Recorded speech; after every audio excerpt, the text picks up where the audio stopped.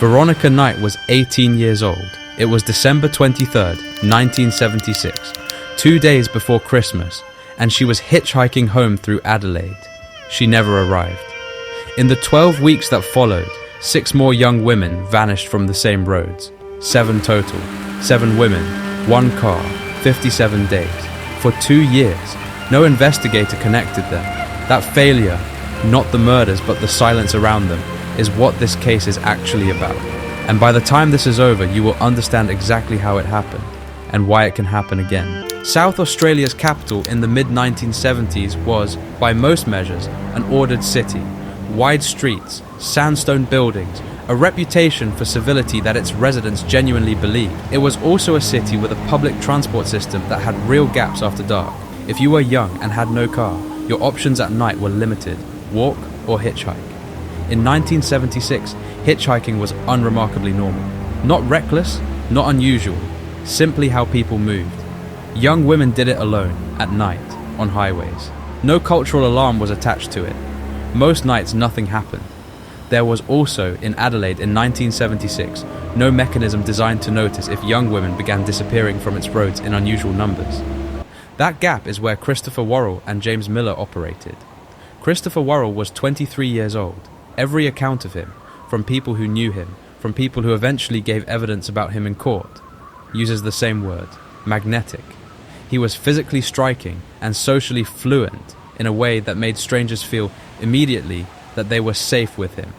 What those people did not know, Worrell had a prior conviction for rape. That record existed inside the justice system. It was documented and accessible. It was not, at that moment, sufficient to keep him off the roads of Adelaide. We will come back to what that meant. James Miller was 25. Where Worrell drew attention, Miller disappeared into rooms. He had moved through his 20s without direction, and when he met Worrell, something fixed into place. Miller was, by his own later admission, in love with Worrell. The feeling was not returned. From the beginning, the dynamic was unequal. Worrell held the power, knew it, and Miller organized his entire life around maintaining proximity to him. Miller drove. Miller waited. Miller provided whatever Worrell needed because providing things for Worrell was the only way to stay close to him. That dynamic, one man's predatory nature fused with another man's consuming attachment, is the mechanism that killed 7 people. December 23rd to February 18th, 57 days. 3 of the 7 were children, 15, 16, 16. In the final 10 days of January, 3 women disappeared in less than a week. Same city, same roads, same car. The question those dates raise, why no one identified the pattern while it was happening, is something we'll get to. But first, what was actually happening inside that? The pattern was consistent. Miller drove. Worrell selected victims, young women hitchhiking, young women walking alone after dark, and approached them in the way that had always worked for him. They got in the car. Worrell sexually assaulted and then strangled each victim. Miller was present every time. Miller's claim from his first police interview to the end of his trial was that he did not kill directly, that he drove and waited and was present, but that Worrell committed the murders. Whether that is accurate, and what it means legally, even if it is, became the central question of the prosecution. What is not in dispute, Miller had 7 opportunities to stop it. 7 times he did not, because stopping it would have meant losing Worrell, and to Miller that was the one thing worse than what he was watching happen. After each murder, the bodies were driven north, 80 kilometers up the road from Adelaide, into the dry scrubland near a small town called Truro. Wide sky, low vegetation, empty country. Worrell knew it, he chose it specifically. For 2 years, it kept every secret he placed into it. The families reported their daughters missing. Every one of them, immediately. The reports were filed, cases were opened, investigators were assigned. Each case was then worked in isolation. Its own folder, its own detective, no mechanism connecting it to the folder sitting one shelf over, about a different young woman who had also vanished from the same city in the same season. Here is what that failure looks like in concrete terms. After the 3rd disappearance, Juliet Maikaita, January 21st, there were already 2 prior missing young women from Adelaide's roads on file. Veronica Knight, December 23rd, and Tanya Kenny, January 2nd. 3 young women, all hitchhiking age, all gone from the same roads inside 30 days. If those 3 files had been compared, a pattern was visible. 4 more women would be murdered after January 21st. Part of the failure was structural. Australian law enforcement in the 1970s operated in case silos, individual file management, no formal cross-case analysis. There was no system for stepping back from one folder and asking whether it connected to the folder beside it, but part of it was an assumption. Missing young women who hitchhiked were not, in 1976, automatically treated as probable victims of violence. The default interpretation, and this is documented in how the cases were handled, was that a young woman who vanished might have chosen to disappear, might have run away. The families of these women stated clearly that their daughters had not run away. They were not given urgency. Now recall what was sitting inside that same justice system, a documented rape conviction belonging to Christopher Worrell from a prior offence. Standard investigative procedure, once a serial pattern is recognised, is to cross-reference known sex offenders in the area. Nobody ran that search, because nobody had identified the pattern. Worrell was never looked for. The murders were not stopped by law enforcement. They were stopped by something else entirely. And what stopped them is the detail this case has never fully resolved. On February 18th, 1977, Deborah Lamb disappeared, the seventh victim. On February 19th, 1977, the following day, Christopher Worrell was killed in a car accident. Miller was driving. The crash occurred on a country road. Worrell died at the scene. Miller survived with injuries. The murders stopped. Nobody in Adelaide knew this yet, because nobody yet knew there had been murders. The 7 files still sat separately. 7 missing persons. No series identified. James Miller knew exactly what had stopped. He said nothing for 18 months.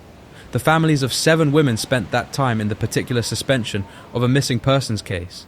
Not the closure of a confirmed death, not the possibility of return. Simply an absence the world refused to explain. Miller carried that knowledge alone, until, in mid-1978, he told someone. Not police, not a lawyer, a woman he was close to. The reason, whether guilt, or the weight of isolation, or something else, is not entirely clear. What is clear is that the information moved. She told others. The chain of disclosure passed through several people until it reached someone who went to police. What investigators heard was this: 7 murders, 3 months, 2 years ago, bodies in the scrubland north of Adelaide, near a town called Truro. The search began. The terrain near Truro is wide, dry, and indifferent. Low scrub, baked earth, dry creek beds, the kind of country that holds what is placed into it without effort. Investigators searched for months. The locations had been described through a chain of second-hand accounts, information that had passed through several people before reaching police, originating with a man describing events from 2 years earlier. Finding specific sites in that landscape was painstaking work. The first remains were found in late 1978, then more across the same general area. Each discovery confirmed both the scale of what had occurred and the accuracy of the information police had been given. Forensic examination was complicated by the time elapsed and the conditions. 2 years in South Australian scrubland takes a significant toll on physical evidence.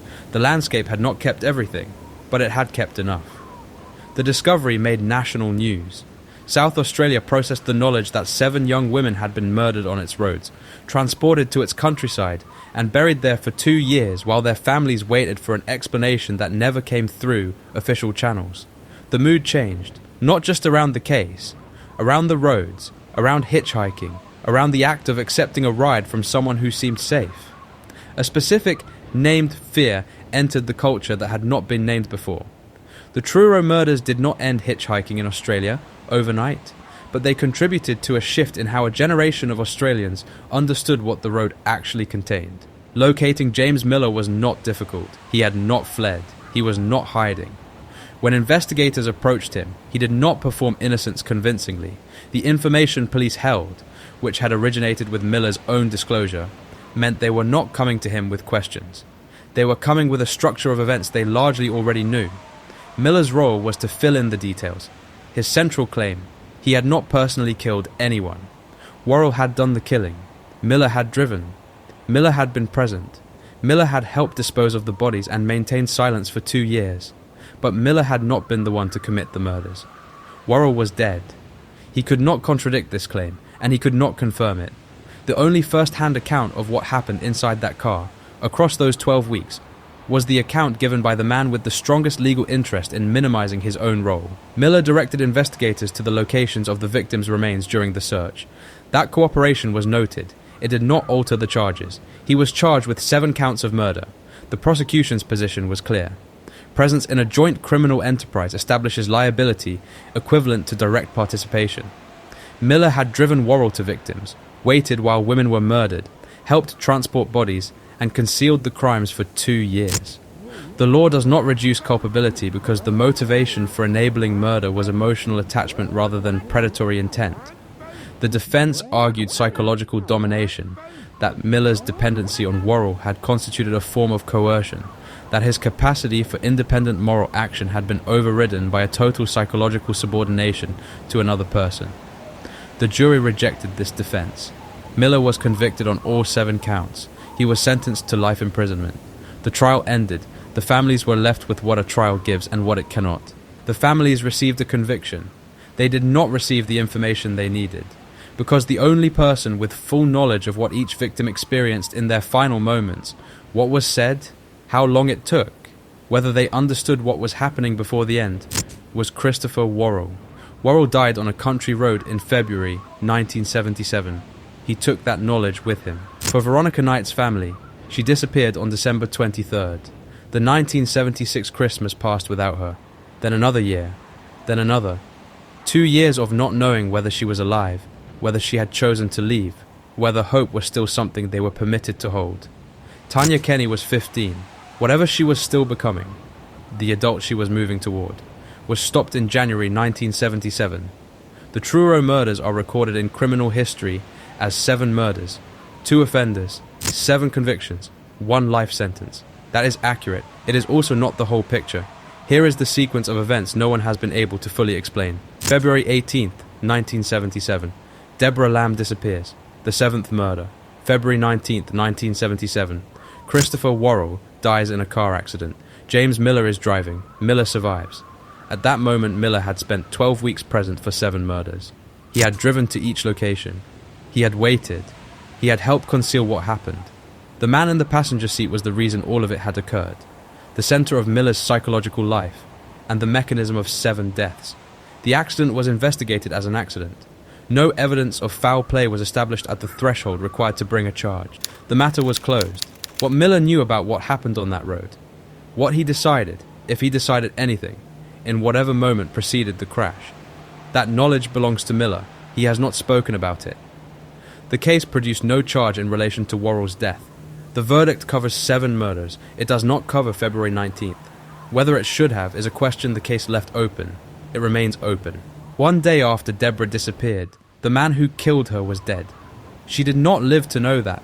None of them lived to see any of it resolved. The reforms that followed this case, updated missing persons, protocols, cross-case pattern analysis requirements in South Australian policing, exist today. They exist because 7 women were failed by the system that was supposed to protect them. The road north of Adelaide still runs through the same scrubland. Veronica, Tanya, Juliet, Susan, Vicky, Connie, Deborah, 7 names, 1 unanswered question, and a system rebuilt too late for the people who needed it most.